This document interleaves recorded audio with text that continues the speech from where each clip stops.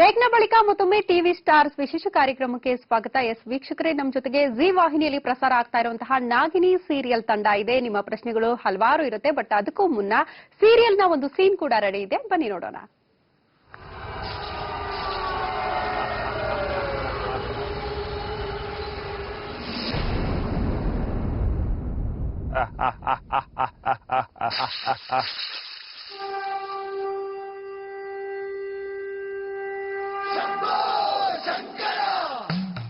ಬೇಡ, ಈಗ ನಿನ್ ಜೊತೆ ಹೋರಾಡೋದಕ್ಕೆ ನನಗೆ ಸಮಯ ಇಲ್ಲ. ನನ್ನ ದಾರಿಗೆ ಅಡ್ಡ ಬರಬೇಡ.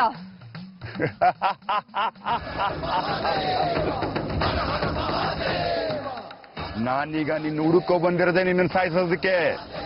ನನಗೂ ನಿನಗೂ ಯಾವ ದ್ವೇಷನೂ ಇಲ್ಲ. ಸುಮ್ನೆ ವಾಸುಕಿ ವಂಶದವಳಾದ ನನ್ನ ಮೇಲೆ ಹಾಗೆ ಸಾಧಿಸೋದು ನಿನಗೆ ಶ್ರೇಯಸ್ಸಲ್ಲ. ಸುಮ್ನೆ ಇಲ್ಲಿಂದ ಹೊರಟೋಗು. ನನಗೀಗ ವಾಸುಕಿ ವಂಶ ನನಗೆ ಮುಖ್ಯ ಅಲ್ಲ. ತಕ್ಷಕ ರಾಜ ನನಗೆ ಆದೇಶ ನೀಡಿದ ಹಾಗೆ ನಾನೀಗ ನನ್ನ ಗುರುಗಳ ಮಾತನ್ನು ಪಾಲಿಸೋದಷ್ಟೇ ಮುಖ್ಯ. ಅವತ್ತೇ ನಿನ್ನನ್ನ ಕೊಲ್ಲೋದಕ್ಕೆ ಬಂದಿದ್ದೆ, ಆದ್ರೆ ಅವತ್ತು ಆ ಶೇಷ ನನಗೆ ಅಡ್ಡ ಬಂದ್ಲು, ನನ್ನ ಮೇಲೆ ದಾಳಿ ಮಾಡಿದ್ಲು. ಅದಕ್ಕೆ ಪ್ರತಿಕಾರವಾಗಿ ನಾನೀಗ ನಿನ್ನನ್ನ ಸಾಯಿಸ್ತೀನಿ. ಅದು ನನ್ನ ತಪ್ಪಲ್ಲ. ನನ್ನದಲ್ಲದ ತಪ್ಪಿಗೆ ನನ್ನ ಮೇಲೆ ದ್ವೇಷ ಸಾಧಿಸೋದು ಸರಿಯಲ್ಲ. ನಿನ್ನ ತಪ್ಪಲ್ವಾ? ನನ್ನ ಗುರುಗಳಿಗೆ ಘಾಸಿ ಮಾಡಿದಲ್ಲೇ ಅವ್ರಿಗೆ ಅವಮಾನ ಮಾಡಿದೀಯಾ?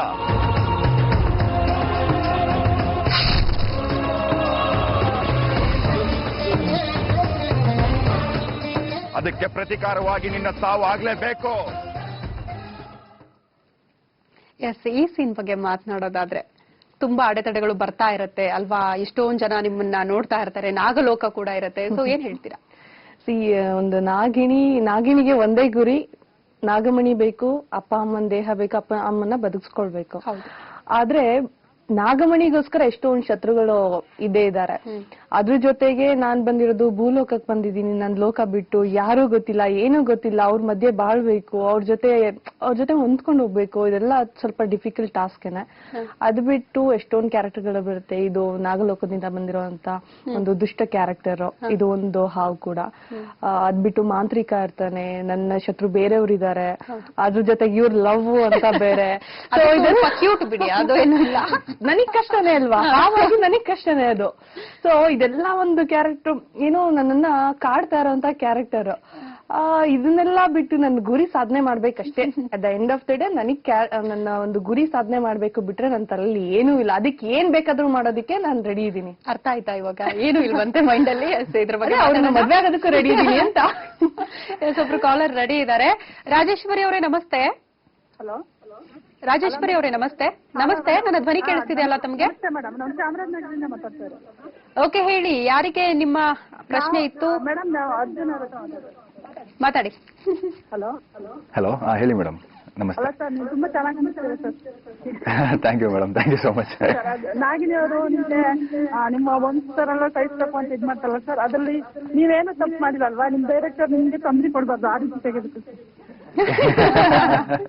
ಅಲ್ಲ, ಬದುಕು ಹೆಂಗಿದೆ ಅಂದ್ರೆ ಏನೋ ತಪ್ಪು ಮಾಡಿದ್ರೆ ತೊಂದರೆ ಸಿಕ್ಕಾಕೋತಾರೆ. ಇವತ್ತಿಗೂ ಜೀವನ ಇರೋದು ಹೆಂಗಲ್ವಾ? ಅಂದ್ರೆ ಈಗ ನಾವು ಯಾವ್ದಾರ ಒಂದು ಭಕ್ತಿಯಾಗ ಅವರು ನಾಗಿನಿ ಅಂದ್ರೆ ಅವು ಅದ್ರ ಬಗ್ಗೆ ಆದ್ರೆ ತುಂಬಾ ಭಕ್ತಿ ಇರ್ತಲ್ಲ ಸರ್, ದೇವ್ರು ಅಂತ ಅದೆಲ್ಲ ಇದ್ ಮಾಡ್ಬೇಕು ಅಂತ ನಾವು ಅದು ಅಂದ್ರೆ ನಿಮ್ಗೆ ಅರ್ಜುನ್ ಮೇಲೆ ಇರುವಂತಹ ಅತಿಯಾದ ಪ್ರೀತಿ, ಆ ಒಂದು ನಂಬಿಕೆ ಏನಿದೆ, ದಯವಿಟ್ಟು ಯಾರು ಅವ್ರಿಗೆ ತೊಂದರೆ ಕೊಡ್ಬೇಡಿಪ್ಪ, ಅವ್ರ ಪಾಡಿಗೆ ಅವ್ರನ್ನ ಬಿಟ್ಬಿಡಿ, ಅವ್ರ ಪ್ರೀತಿ ಅವ್ರಿಗೆ ಸಿಗ್ಲಿ ಅನ್ನುವಂಥದ್ದು ಅಲ್ವಾ? ಅರ್ಜುನ್ ಇನ್ನೋಸೆಂಟ್ ಅಲ್ವಮ್ಮ. ಅರ್ಜುನ್ ಇನ್ನೋಸೆಂಟ್ ಆಗಿರೋದ್ರಿಂದ, ಅವನೊಬ್ಬ ಒಳ್ಳೆ ಹುಡುಗ ಆಗಿರೋದ್ರಿಂದ ಅವನಿಗೇನು ಕೆಟ್ಟದಾಗಲ್ಲ, ಒಳ್ಳೇದಾಗತ್ತೆ.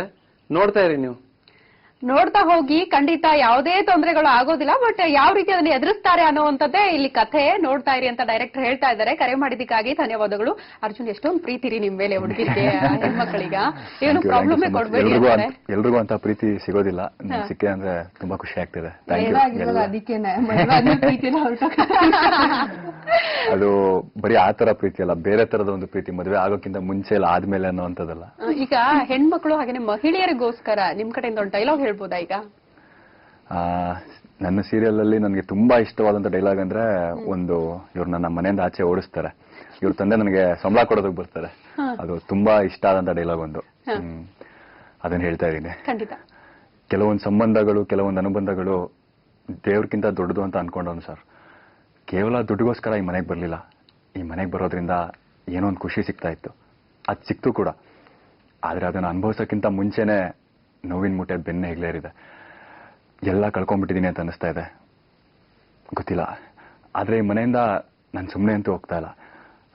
ನೆನಪುಗಳನ್ನ ತಗೊಂಡು ಹೋಗ್ತಾ ಇದ್ದೀನಿ, ಅಷ್ಟು ಸಾಕು. ಆ ನೆನಪುಗಳನ್ನ ತಗೊಂಡು ತುಂಬಾ ದೂರ ಹೊರಟೋಗ್ತೀನಿ. ವಾವ್, ಖಂಡಿತ ಇಂಥ ಡೈಲಾಗ್ ನ ಹೇಳ್ತಾ ಇದ್ರೆ ಯಾರಿಗೆ ತಾನೇ ಹತ್ರ ಆಗಲ್ಲ ಹೇಳಿ ನೀವು. ಎಸ್ ದೀಪಿಕಾ, ನೀವು ಕೂಡ ಒಂದು ಡೈಲಾಗ್ ನ ಹೇಳ್ಬಹುದಾ? ಡೈಲಾಗ್ ಓಕೆ, ಅವ್ರನ್ನ ಮುಂದೆ ಇಟ್ಕೊಂಡು ನಾನು ಫರ್ದರ್ ಇನ್ನ ಪ್ಲಾನ್ ಮಾಡ್ತಾ ಇರೋಂತ ಒಂದು ಡೈಲಾಗ್ ಅದು. ಅರ್ಜುನ್, ನೀನ್ ಸಂತೋಷವಾಗಿರೋದಕ್ಕೆ ನಾನ್ ಬಿಡಲ್ಲ. ನನ್ನ ಪ್ರೀತಿಲಿ